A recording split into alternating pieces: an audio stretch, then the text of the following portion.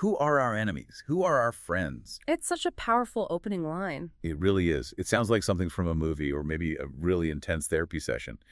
But the source material we're looking at today says this is the primary question of the revolution. It is, and the text makes it incredibly clear that if you get that answer wrong, you don't just lose an argument, you lose everything. Welcome back to the Deep Dive. Today, we were taking a stack of source materials, history, political analysis, sociology, and we're going back. Back to 1925, we're unpacking Mao Zedong's famous text, Analysis of the Classes in Chinese Society. But we're not just leaving it in the past. We have sources that draw a line from that, that incredibly chaotic time straight to the social structures we see today. And it's fascinating because, whatever your politics are, the text is basically a master class in social dissection. It is. It's about looking at a society not as one big mass of people, but as distinct groups. Groups with very specific fears, specific hopes, specific anxieties. So let's set the scene. It's 1925.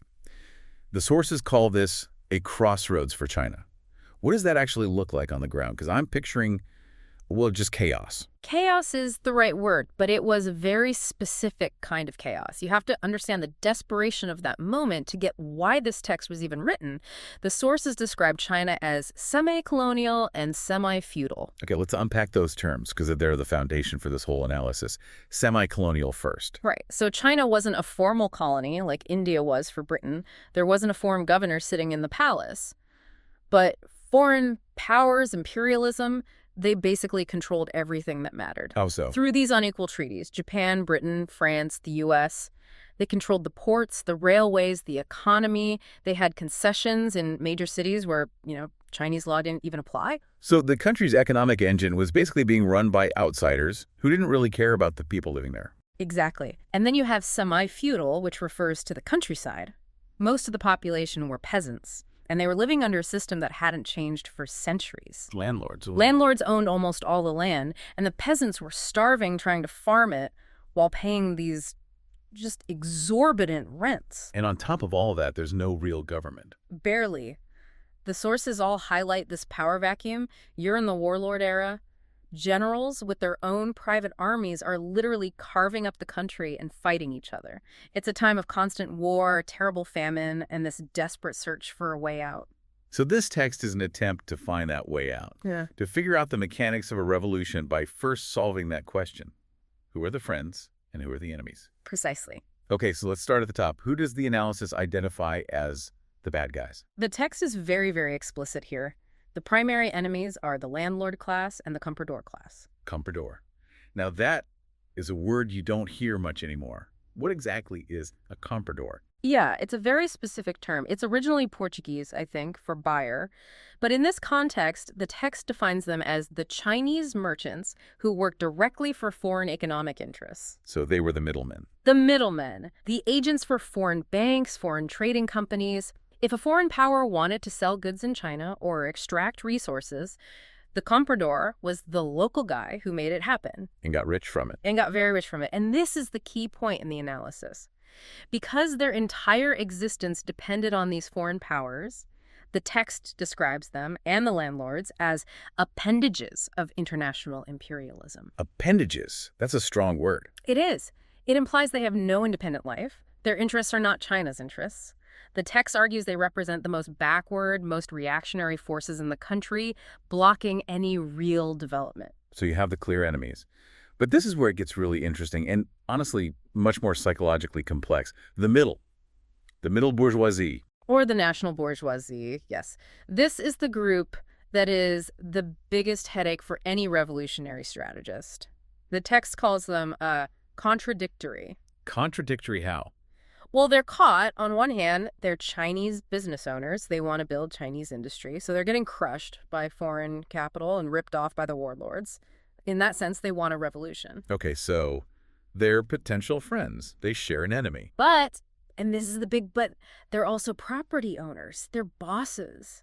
And when they see the working class, the proletariat, organizing strikes, they get terrified they're going to lose their own factories. There's that one quote in our source material from a guy named Dai Jitao that just captures this perfectly. It's brilliant. He says, raise your left hand to knock down imperialism. Raise your right hand to knock down the Communist Party. I mean, talk about being conflicted. That can't be a sustainable position. It isn't. And the text predicts that. It argues this middle road is a fantasy, that the world in 1925 is a binary struggle between the red flag of revolution and the white flag of counter-revolution. And eventually, this middle group will have to choose a side. That idea of the middle just vanishing under pressure is, well, it feels very relevant. But let's zoom in even more, because the analysis of the petty bourgeoisie is maybe the most detailed part of the whole thing. I think so, too. This is really a study in economic anxiety. The text doesn't just look at their jobs, it divides them by their economic trajectory. Are they moving up, staying put, or falling? Okay, let's start with the first group. The sources call them the surplus group. Right. These are the people who, at the end of the year, have little money left over. The text says they worship Marshal Zhao, the god of wealth. They're the aspirational class. They want to climb into that middle bourgeoisie we were just talking about. Exactly. And because of that, they're timid. They're afraid of revolution because they feel like they have something to lose. They're very cautious. Then you have the second group, the self-sufficient. This is the group that's just breaking even. They're not getting ahead, but they're not falling behind. And the text notes this feeling that is so recognizable. It's the treadmill effect. The sources mention they have to work longer and harder just to maintain the same standard of living they used to have. Yes, just to stay in the same place. And this makes them skeptical. They don't love the status quo, but they look at the warlords and the foreign powers and think, are you sure we can win this fight? They're on the fence. Which brings us to the third group, the falling group. And this, to me, is the most powerful portrait. These are people whose standard of living is actively getting worse. It's so poignant. The text describes the shock of their annual audit. That moment at the end of the year when they do the math and realize, wait a minute, I'm in debt. I'm going backward. And it's not just the money, it's the psychology of it. They remember better days. They remember when things were easier for their family. And that line in the text is just chilling. It says they shudder at the thought of the future. Shudder at the thought of the future. I mean, that's heavy. And the analysis predicts that because of this dread, the left wing of this group, the ones falling fastest, will embrace the revolution. They have nothing left to lose. So we've got the enemies, the conflicted middle. Now let's talk about the friends, the bedrock of the whole movement. This is where the text identifies the semi-proletariat and, crucially, the proletariat. The semi-proletariat is a huge, diverse category. Shop assistants, poor peasants. The poor peasants are key. They're the vast majority of the country, and they're suffering the most directly under the landlords. They're seen as the most natural ally. But, and this is a major strategic point, the text singles out the industrial workers, the proletariat, as the leading force. Now, our sources say there were only about 2 million of them at the time. A tiny fraction of the population. So why them? Why put so much emphasis on such a small group? It comes down to two things, really. Concentration and economic status. Unlike the peasants, who are scattered all across the countryside, Industrial workers are all together. they're all together. In the mines, on the railways, in the textile mills, they can organize. If the railway workers go on strike, the whole country grinds to a halt. And the second point, Their economic status? They have nothing, no land, no tools. The text says they have nothing to lose but their chains. It cites recent events like the big Siemens strikes and railway strikes as proof of their power. there's one more group in the potential friends category that I found just wild, the lumpen proletariat. Yes, the declassed elements. I mean, this reads like a list from a crime novel.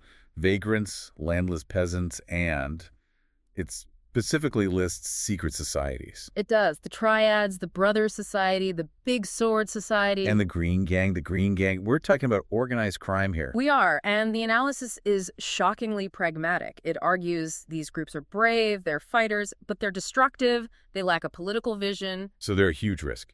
a massive risk. The text warns that if you don't guide them, they'll just become mercenaries for the highest bidder, probably the warlords.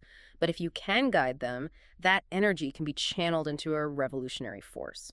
So if we put all these pieces together, what was the actual strategy? Well, the goal wasn't just to make labels, it was a battle plan. The formula was simple.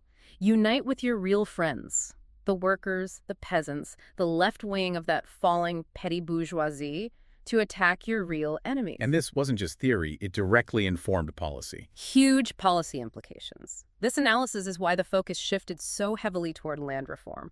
To win over the peasants, the biggest group of friends, you had to give them what they wanted most: land. It was about solving the specific problem of the group you needed to win. Okay, so that was 1925, a world of warlords and landlords.